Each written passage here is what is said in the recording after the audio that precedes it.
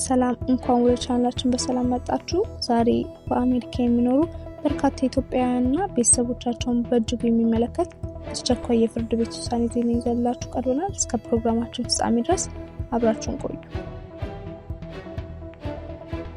በአሜሪካ የፌዴራል ፍርድ ቤት ዳኛ ብሪያን ኢ ማርፊ የትራምፕ አስተዳደር በጊዜው የከለላ ጥበቃ ወይም TPS ስር ይኖሩ የነበሩ ወደ 5000 የሚጠጉ ኢትዮጵያውያን ጥበቃ ለማቋረጥ የያዘውን አቋም የሚደግፍ ውሳኔ አስተላልፈዋል።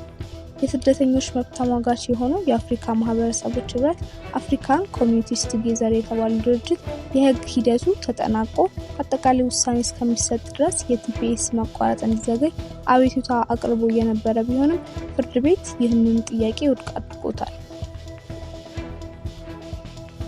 የጊዜው የከለላ ጥበቃ TPS በሀገራቸው ጦርነት፣ ተፈጥሯዊ አደጋና ከፍተኛ ሰብአዊ ውጥረት ያለባቸው ሀገራት ዜጎች በአሜሪካ በህጋዊ መንገድ እንዲኖሩና እንዲሰሩ የሚያስችል ጊዜያዊ ፈቃድ ነው። የባይደን አስተዳደር በ2022 በኢትዮጵያ በነበረው ግጭት ምክንያት ለአዲስ ገቢ ኢትዮጵያውያን የ18 ወራት የTPS ጥበቃ የሰጠ ሲሆን በ2024 በሀገር ውስጥ ደህንነት ሚኒስቴር አማካኝነት ጥበቃው ተራዝሞ ነበር። አሁን በተሰጠው የፍርድ ቤት ውሳኔ ግን እነዚህ ኢትዮጵያውያን ከሀገር የማስወጣት ዲፖርቴሽን ስጋት ሊጋረጥባቸው እንደሚችልም ተገልጿል። ይህ ውሳኔ የትራምፕ አስተዳደር በተለያዩ ሀገራት ዜጎች ላይ የተሰጡ የTPS ጥበቃዎችን ለማንሳት የሚያደርገው ሰፊ እንቅስቃሴ አካል ነው። ፍርድ ቤቶች በተመሳሳይ መልኩ የሄይቲ፣ የሶማሊያና የደቡብ ሱዳን ዜጎች ላይ የተሰጡ ጥበቃዎችን የመሰረዝ እርምጃዎችንም ደግፈዋል።